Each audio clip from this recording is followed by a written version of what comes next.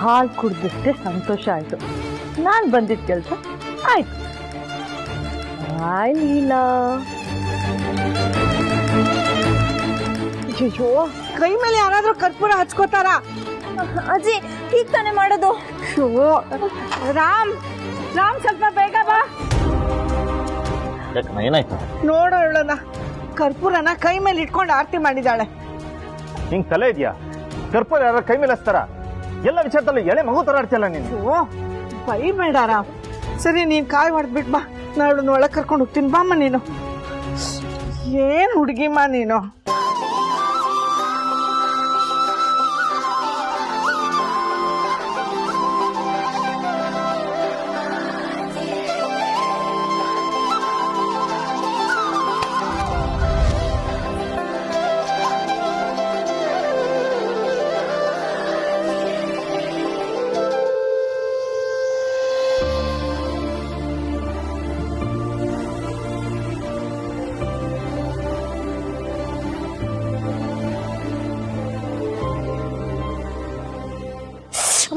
ಸುಮ್ನೆ ಕೂತ್ಕೋ.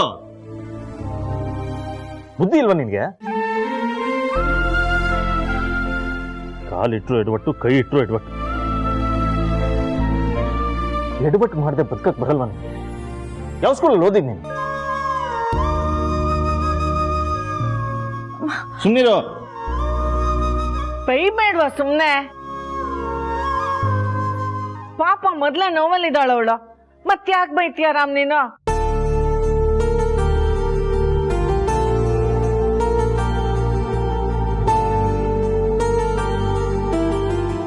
ತುಂಬಾ ನೋವಾಗ್ತಿದ್ಯಮ್ಮ?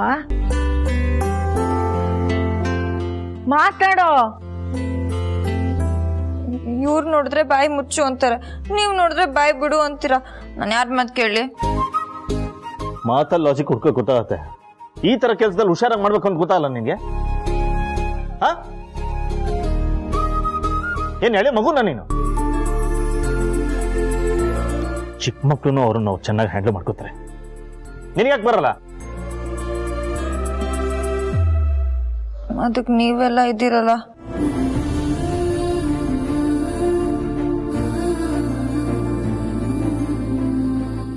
ನಿನ್ನನ್ನು ನೋಡ್ಕೊಳ್ಳೋದಕ್ಕೆ ಇದು ಮಾಂಟೆಸರಿ ಅಲ್ಲ, ಮನೆ. ನೆನ್ಪಿಡ್ಕೋ. ಕೊಡೋ ಕೈ, ಕೊಡೋ ಕೈ.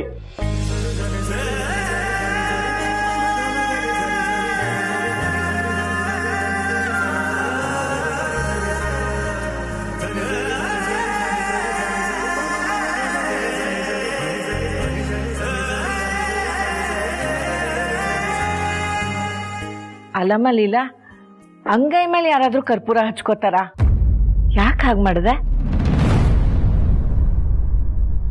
ಮನೆಗೆ ಒಳ್ಳೇದಾಗುತ್ತೆ ಅಂತ ಹಾಗೆ ಮಾಡ್ದೆ ಅಜ್ಜಿ.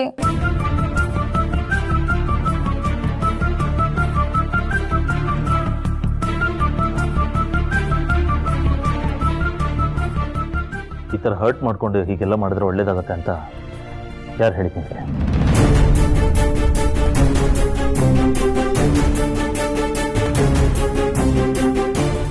ನಾವೆಲ್ಲ ಮನೆ ತೆಗಿಬೇಕು ಅಂದ್ರೆ ಕೈ ಮೇಲೆ ಕರ್ಪೂರ ಹಚ್ಕೊಂಡು ಆರತಿ ಮಾಡಿ ಆಮೇಲೆ ಕೈ ಹೊಡಿತೀವಿ. ಓಂ ನಮಃ ಶಿವಾಯ, ಓಂ ವಿಷಕಂಠಾಯ, ಓಂ ನೀಲಕಂಠಾಯ. ಭಗವಂತ, ಮೇಲಕ್ಕೆ ಕಳಿಸೋ ತೀರ್ಥ ಅಂತೂ ರೆಡಿಯಾಗಿದೆ. ಈ ಗೆಟಪ್ಪಲ್ಲಿರೋದ್ರಿಂದ ಯಾರಿಗೇನು ಡೌಟ್ ಬರಲ್ಲ, ಯಾರಿಗೇನು ಪ್ರಶ್ನೆನೂ ಮಾಡಲ್ಲ. ನಿನ್ನ ಭಕ್ತೇನ ನಿನ್ನ ಹತ್ರನೇ ಕಳಿಸ್ತಾ ಇದ್ದೀನಿ. ಡೆಲಿವರಿನ ಬೇಗ ರಿಸೀವ್ ಮಾಡ್ಕೊಳಪ್ಪ.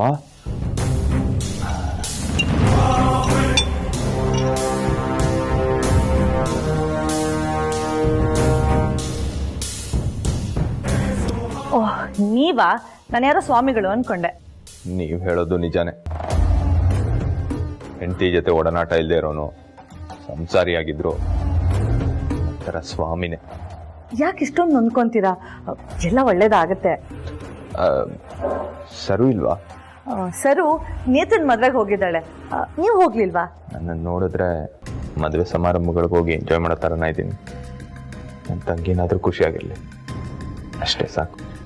ವಾವ್, ಎಂತ ಅಣ್ಣ ಪಾಪ. ಅವಳು ಯಾವಾಗ್ಲೂ ನಿಮ್ ಬಗ್ಗೆನೇ ಮಾತಾಡ್ತಿರ್ತಾಳೆ.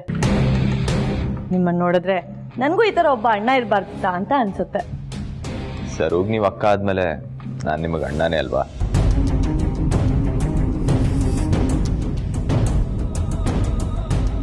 ಇರ್ಲಿ, ಪವಿತ್ರನ್ ಒಳ್ಳೇದಾಗ್ಲಿ ಅಂತ ಪೂಜೆ ಮಾಡಿಸಿದ್ದೆ, ಅದಕ್ಕೆ ಅವಳನ್ನು ಭೇಟಿ ಆಗೋಣ ಅಂತ ಹೋಗ್ತಿದ್ದೆ. ಸರಿ, ನಾನೇನು ಹೊರಡ್ತೇನೆ. ಆಯ್ತಣ್ಣ, ಹೋಗ್ಬನ್ನಿ.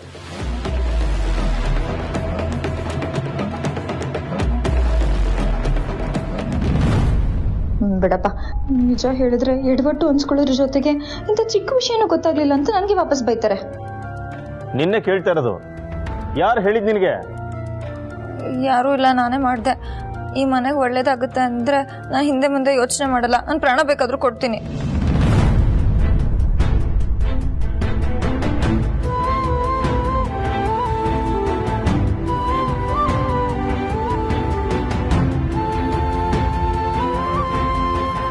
ಇನ್ನೊಂದ್ಸಲ ಈ ತರ ಎಡ್ವರ್ಟ್ ಮಾಡಿದ್ರೆ ಬೇಡಪ್ಪ. ಕೆಲವು ಸತಿ ನಮ್ಗೆಲ್ಲ ಗೊತ್ತಿರುತ್ತೆ ಅಂತ ನಾವು ಅನ್ಕೊಂಡ್ಬಿಟ್ಟಿರ್ತೀವಿ. ಆದ್ರೆ ಆ ಭಗವಂತ ಕೋಟಿ ಕೋಟಿ ರಹಸ್ಯಗಳನ್ನ ತನ್ನೊಳಗಡೆ ಬಚ್ಚಿಟ್ಕೊಂಡಿರ್ತಾನೆ. ನಮ್ಮ ಅನುಭವಕ್ಕೆ ಬಂದಾಗ ನಂಬಕ್ ಶುರು ಮಾಡ್ತೀವಿ. ಆದ್ರೆ ಅನುಭವಕ್ಕೆ ಬರ್ದೇ ಇರೋರು ಇದ್ಯಾಕೆ ಹೀಗೆ ಅಂತೆಲ್ಲ ಪ್ರಶ್ನೆ ಮಾಡಕ್ ಶುರು ಮಾಡ್ತಾರೆ. ನನ್ನ ಪ್ರಕಾರ ಈ ವ್ರತ, ಶಾಸ್ತ್ರ, ಸಂಪ್ರದಾಯ ಇದೆಲ್ಲ ನಿಜಾನೇ. ನನ್ನ ಜೀವನದಲ್ಲಿ ನಾನು ಎಷ್ಟೋ ಚಮತ್ಕಾರಗಳನ್ನ ನೋಡ್ಬಿಟ್ಟಿದ್ದೀನಿ. ಬೇರೆ ಯಾವ್ದೋ ಯಾಕೆ, ನಾನೇ ಈ ಮನೆಗೆ ಒಳ್ಳೆ ಸೊಸೆ ಸಿಗ್ಲಿ ಅಂತ ಎಷ್ಟು ವ್ರತಗಳನ್ನ ಮಾಡಿದ್ದೀನಿ ಗೊತ್ತಾ?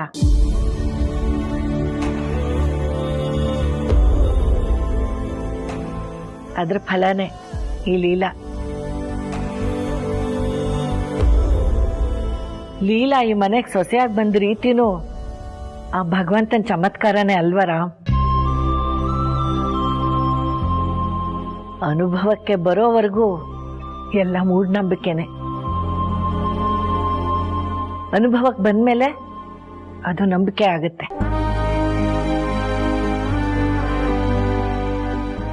ಆದ್ರೂ ಲೀಲಾ, ನೀನ್ ಮೊದಲೇ ಸೂಕ್ಷ್ಮ, ಹೀಗ್ ಮಾಡಬಾರ್ದಿತ್ತಮ್ಮ.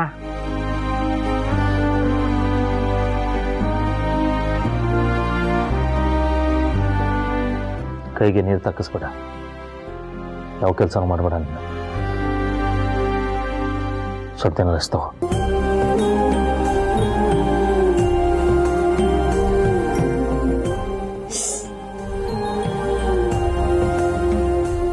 ಏನಜ್ಜಿ ಇವರು ಬೈಯದ್ ಬೈತಾರೆ, ಕೇರ್ ಮಾಡೋದ್ ಮಾಡ್ತಾರೆ. ಇವ್ರೇನು ಅಂತ ಅರ್ಥನೇ ಆಗಲ್ಲ. ಇದನ್ನೇ ಕಣೆ ಪ್ರೀತಿ ಅನ್ನೋದು.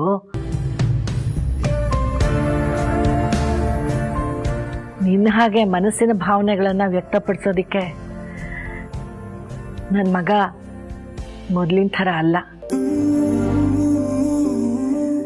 ಅವನು ಈ ರೀತಿನೇ ತನ್ನ ಪ್ರೀತಿನ ವ್ಯಕ್ತಪಡಿಸೋದು.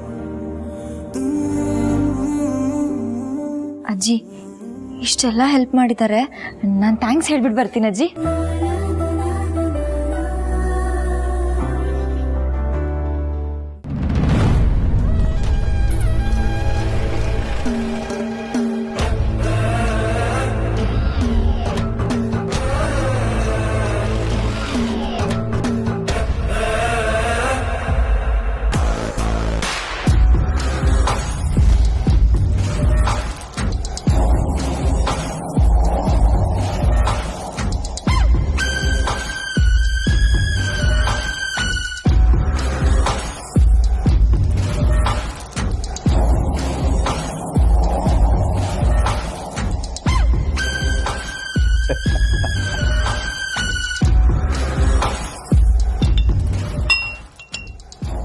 ನೀನೆಷ್ಟೆಲ್ಲ ದೇವ್ರಿಗೆ ಪೂಜೆ ಮಾಡ್ತಿದ್ದೆ, ಆದ್ರೆ ನಾನು ಯಾಕಪ್ಪ ಹೀಗೆಲ್ಲ ಮಾಡ್ತಿದ್ದಾಳೆ ಅಂತ ಅನ್ಕೊಳ್ತಿದ್ದೆ.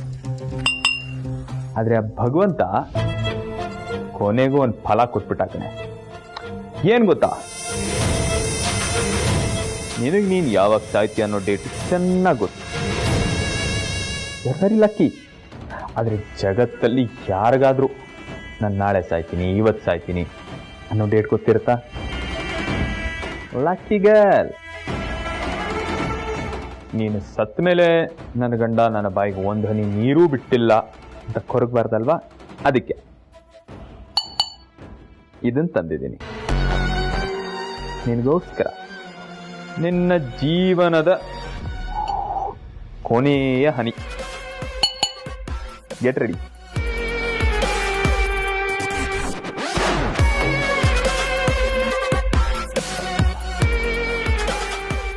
ಒಂದೊಂದು ವಿಷದ ಹನಿನೂ ತುಂಬಾ ಇಂಪಾರ್ಟೆಂಟು. ಹೇಳಿ ಕೇಳಿ ಗಟ್ಟಿ ಪಿಂಡ ಅಲ್ವಾ ನೀನು? ಮುದ್ದು ಮರಿ ನೀನು, ಜಾಣ ಮರಿ. ಗಟ್ಟಿಗೆ ಇರೋದೇ ಒಂದೇ ಸ್ಪೂನು ತೀರ್ಥ. ಕಣ್ಣು ಮುಚ್ಕೊಂಡು ಕುಳುಮ್ ಮಾಡ್ಬಿಡು. ಪರ್ಮನೆಂಟ್ ಕಣ್ಣು ಮುಚ್ಕೊಂಡು. ಯಾಕೆ ಹೇಳು? ಎಷ್ಟೇ ಕಷ್ಟ ಆದ್ರೂ ಗಂಡನ ಹೆಸರು ಮಾತ್ರ ಬಾಯಲ್ಲಿ ಬಂದಿಲ್ಲ ನೋಡು. ಅದಕ್ಕೆ ಈ ಗಿಫ್ಟ್. ಎಲ್ಲಿಮ್ಮ ಎಲ್ಲಿಗೊಂದ? ಆನು ಆನು ಆನು ಕಮಾನ್, ಆನು ಆನು. ಜಾಣ ಮರಿ. ಬಾಯ್ ತೆಗೆಯಲೇ. ತೆಗಿ ತೆಗಿ. ಅಮ್ಮಣ ಅಮ್ಮಣ ಅಮ್ಮಣ. ಒಳ್ಳೆ ಮಾತಲ್ಲಿ ಹೇಳ್ತಾ ಇದ್ದೀನಿ ಪವಿತ್ರ. ಸಾಯೋ ಟೈಮಲ್ಲೂ ರೇಗೋ ಹಾಗೆ ಮಾಡ್ಬೇಡ. ಬಾಯ್ ತೆಗೆ. ತೆಗಿಯೇ ಬಾಯಿ. ಕಮಾನ್. ಇನ್ನೊಂಚೂರು.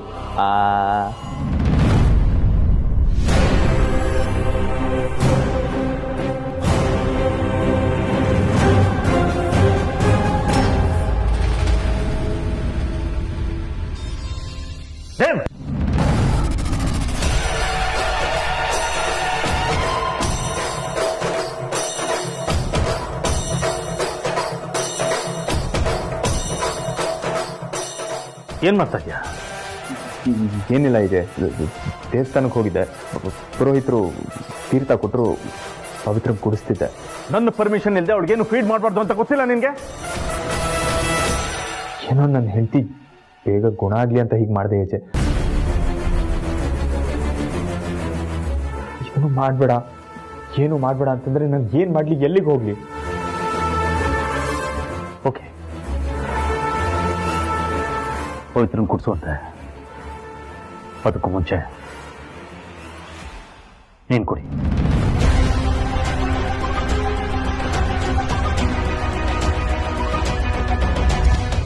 ನೀನ್ ಕುಡಿ ಅಂದೆ.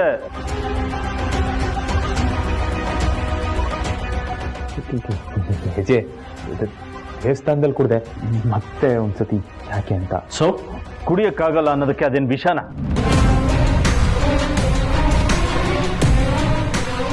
ಇರ್ತ ತಾನೆ, ಕುಡಿ. ಅಯ್ಯೋ, ಮಾಮೂಲಿ ವಿಷಯ ಆಗಿದ್ರೆ ಹೇಗೋ ಬಾಯಿಗೆ ಹಾಕೊಂಡು ಆಮೇಲೆ ಉಗಿಬೋದಿತ್ತು.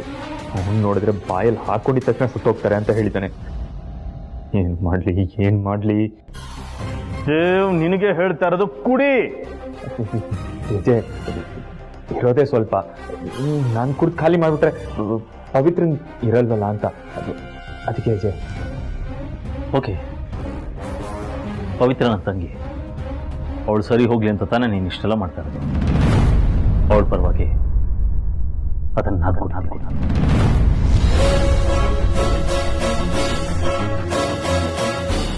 ಕೊಡು.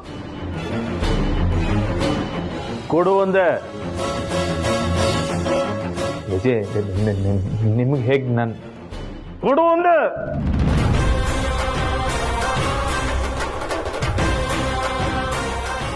ಜೊತೆವ್ರೆ ಏನೋ ಮಾಡೋಕ್ಕೂ ಏನೋ ಆಗ್ತಿದ್ಯಲ್ಲಪ್ಪ. ಏಜೆಗೆ ಏನಾರು ಆದರೆ ನಾನು ಈ ಮನೆಯಿಂದ ಜೀವಂತವಾಗಂತೂ ಹೊರಗೆ ಹೋಗೋಕ್ಕಾಗಲ್ಲ. ಅಥವಾ ಕೊಟ್ಬಿಡ್ಲಾ? ಇವನೇ ನನ್ನ ಮೊದಲನೇ ಶತ್ರು, ಕುಡ್ದು ಸಾಯ್ಲಿ.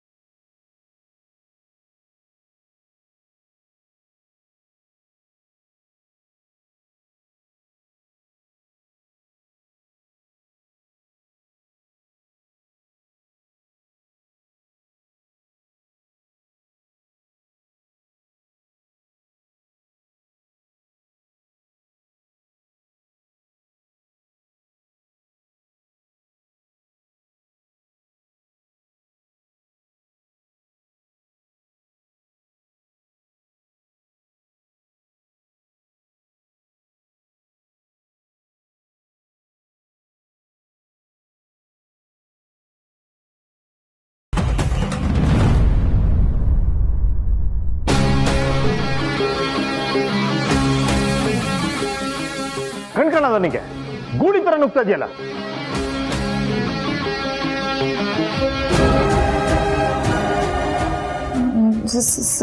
ಸಾರಿ ಏಜೆ, ಆಕ್ಚುಲಿ ನಾನು ಥ್ಯಾಂಕ್ಸ್ ಹೇಳಕ್ಕಂತ ಬಂದೆ. ಥ್ಯಾಂಕ್ಸ್ ಹೇಳಕ್ ಬಂದವಳು ಸಾರಿ ಕೇಳ್ತಿದ್ಯಾ ಅಂದ್ರೆ ಅದಕ್ಕೆ ಕಾರಣ ನೀನು ಎಡವಟ್ಟು ಸರಿ ಮಾಡ್ಕೋದ.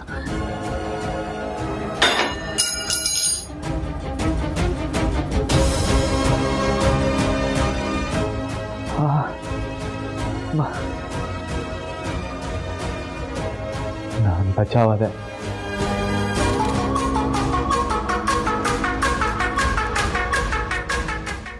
ನೀನು ಬಚಾವಾಗೋದಕ್ಕೆ ನಾನು ಬಿಡಲ್ಲ ಕಣೆ.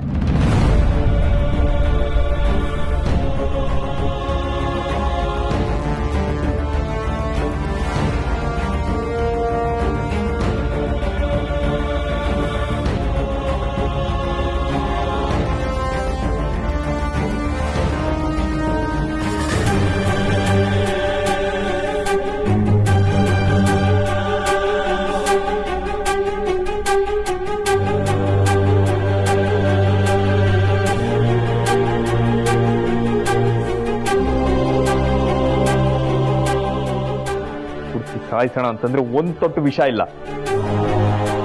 ಗಟ್ಟಿ ಪಿಂಡ ನೀನು, ಗಟ್ಟಿ ಪಿಂಡ.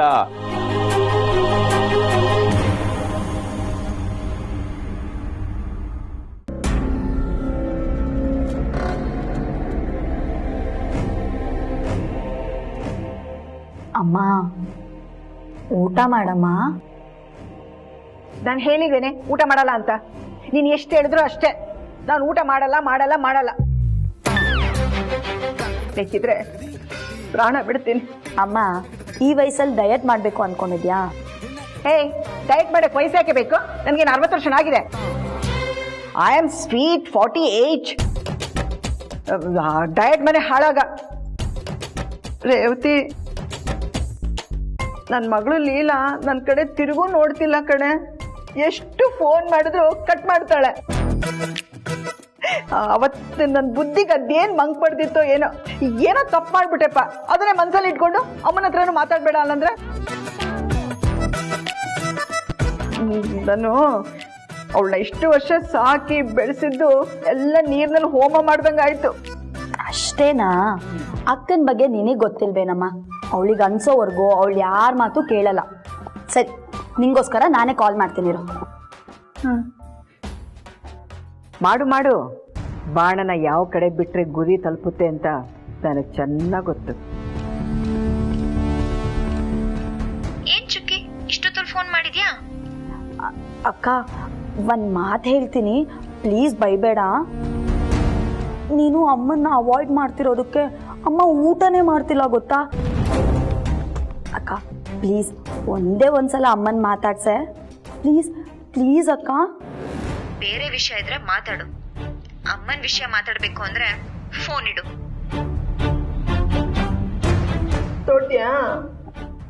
ಅಮ್ಮ, ಅಕ್ಕ ಮಾತಾಡ್ಲಿಲ್ಲ. ಕೇಳಿಸ್ಕೊಂಡಲ್ಲ ನಾನೇನೆ. ಬೇಡ ಬಿಡು. ಅನ್ನ ನೀರು ಬಿಟ್ಟು ಸಾಯ್ತೀನಿ. ನಾನು ಸತ್ ಮೇಲಾದ್ರೂ ನನ್ನ ಹೆಣನಾದ್ರೂ ನೋಡಕ್ ಬರಕ್ ಹೇಳು. ಯಾಕಮ್ಮ ಏನೇನೋ ಮಾತಾಡ್ತೀಯಾ? ಸರಿ ಇರು, ಬಾಬನ್ ಕಾಲ್ ಮಾಡ್ತೀನಿ. ನನಗೆ ಗೊತ್ತಿತ್ತು ಕಣೆ, ಇದು ಏಜೆ ಕೈನಲ್ಲಿ ಮಾತ್ರ ಆಗೋ ಕೆಲಸ ಅಂತ. ನನ್ನ ಪ್ಲಾನ್ ಪ್ರಕಾರನೇ ಎಲ್ಲ ಹೋಗ್ತಿದೆ. ಫೋನ್ ಮಾಡು.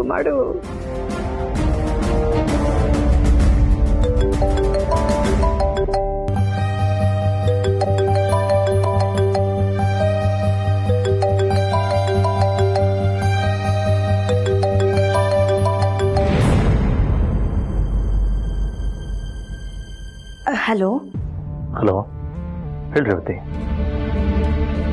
ಬಾಬಾ ಸಾರಿ, ಈ ಟೈಮಲ್ಲಿ ಕಾಲ್ ಮಾಡ್ತಿದ್ದೀನಿ. ಪರವಾಗಿಲ್ಲ ರೇವತಿ, ಹೇಳಿ ಏನು ವಿಷಯ? ಬಾಬಾ